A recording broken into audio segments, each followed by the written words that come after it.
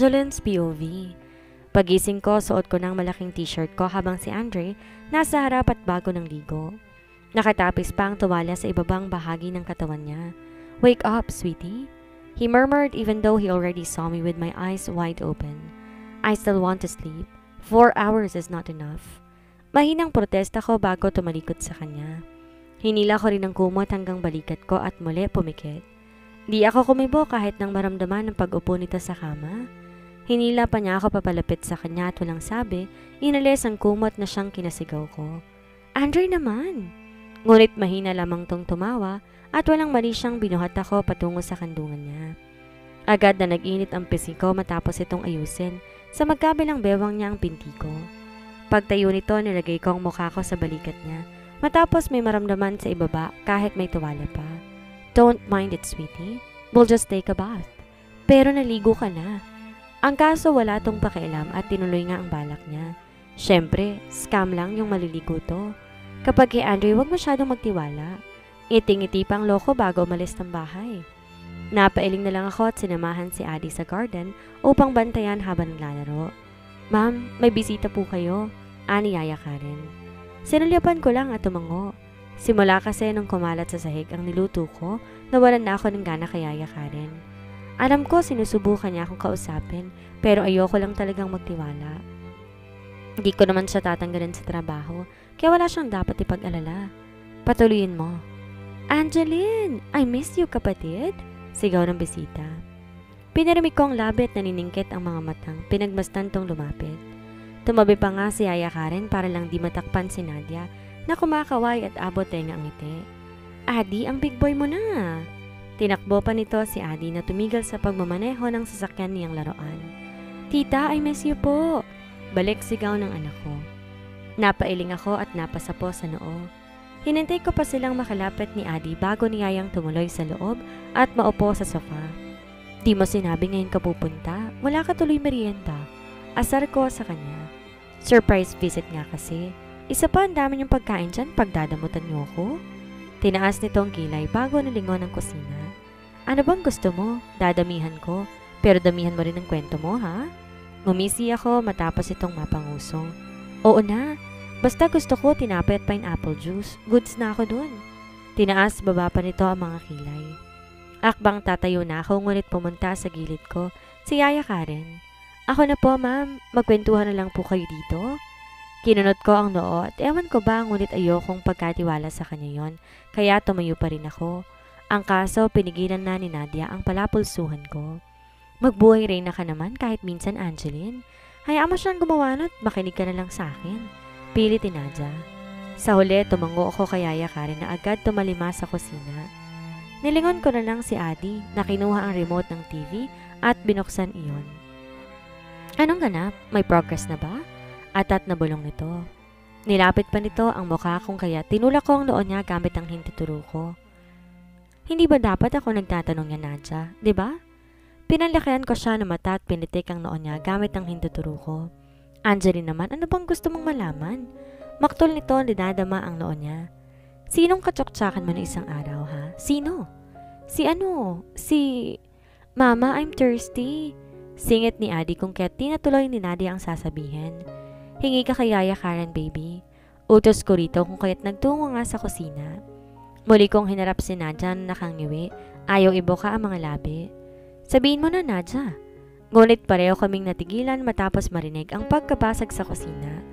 Agad akong napatayo at nag-alala kay Adi. "Tignan ko lang, Nadia, ha?"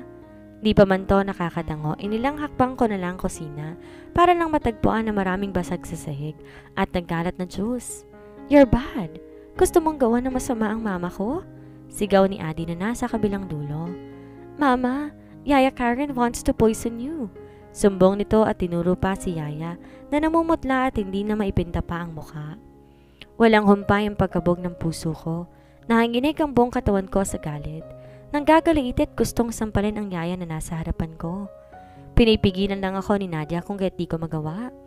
Galit din si Adi at masamang tiningnan ang Yaya niya. "I saw it, Mama. She put white powder on the drinks. That's why I threw all the glass on the floor." Kwento nito. Mabuti't matalinong anak ko at alam kong hindi to nagsisinungaling. Kaya palang bigat ng damdamin ko kanina dahil ganito ang mangyayari? Sino nag-utos sa'yo? Sinong amo mo? Malakas kong tanong. Napaatras si Yaya Karen. Namumutla at lumuluha ngunit ayokong maawa. Sorry po ma'am, napag-utusan lang po.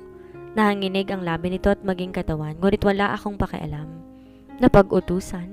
Kung ganon, sinong nag-utos sa'yo? Muling sigaw ko. Dito sumagot na lalong kiniinit ng dugo ko. Kung wala si Adi dito, baka nga sinaktan ko na si Yaya Karen. Girl, sabihin mo na now. Tinawagan ko na si Aldrin at tumawag na ng pulis. Kung balak mong tumakas, nakaalarma ng mga gwardya. Inip na pilit ni Nadia. Sabihin mo na Karen, baka mapatawad ka pa ni ma'am. Pamimilit din ni Riza.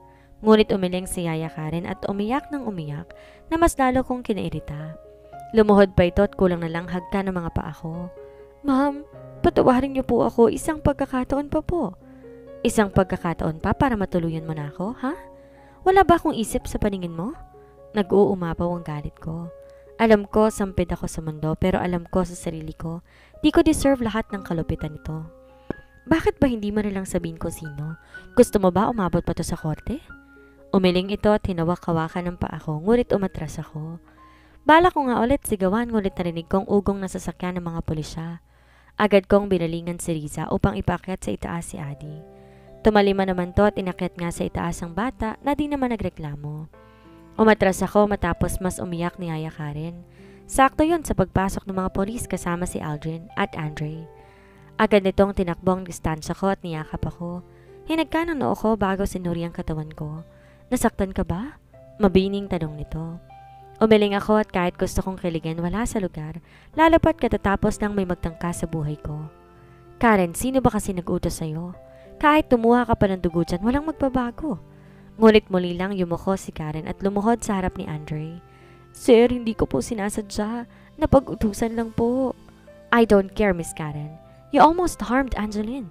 You almost harmed my family.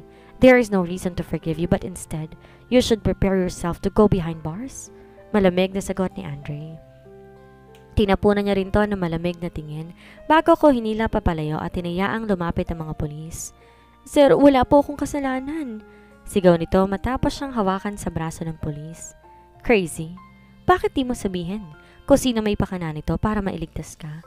We have trusted you for so long and yet what did you do? Sana man lang inisip mo na kayang-kaya ka namin ipakulong kahit ano pa mang kasalanan mo? Ani Aldrin na malamig din ang tingin sa Yaya. Pinagkiskis ni Yaya Karen ang palad niya at pilit kaming inaabot kahit pa sinasama na siya palabas ng mga pulis. Sir, ma'am, maawa po kayo sa akin? Ang tanong, naawa man ng bato sa akin o kay Adi, sakaling nainom ko ang juice? Hindi, diba? Kaya't bakit kailangan kong maawa sa kanya? Hindi. I won't show mercy to those who wronged me. Not anymore. Tell me who's your boss to at least lessen your punishment. Alam kong mahirap din to sa kanila lalo pat matagal nilang kasambahay sa mansyon si Yaya Karen. Sumisigaw-sigaw to at pilit kumakawala. Nagawa pang tumigil at puno ang mga luhang humarap sa amin. Sasabihin ko na po. Bigkas nito na nakapagpatigil sa amin at naghintay muli ng sasabihin niya. Si Miss Sam at Ma'am Betty po, ang kapatid at nanay niyo po, Ma'am Angeline? Para akong binuhusan ng tubig at ng lamig. I don't know what to feel at that moment and yet I felt my eyes teary because of that. Ganun ba ako kasamang tao para pagtangkaan ng sariling kapatid ko at nanay? Ganun ba sila kadesperada at kaya kong burahin sa mundo, makuha lang gusto nila?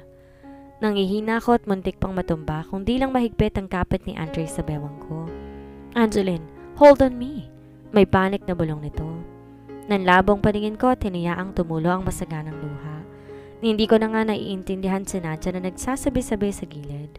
Ang puso't isip ko ay nakatutok sa sakit na para bang pinagtaksilan ako. Oo nga pala, pagtataksil na ang sariling kadugo ko ay gusto na akong mawala sa mundo. Masama ba akong tao? Nangihinang tanong ko. No, you're not. I am more than a beast than anyone else. You don't deserve this pain, sweetie.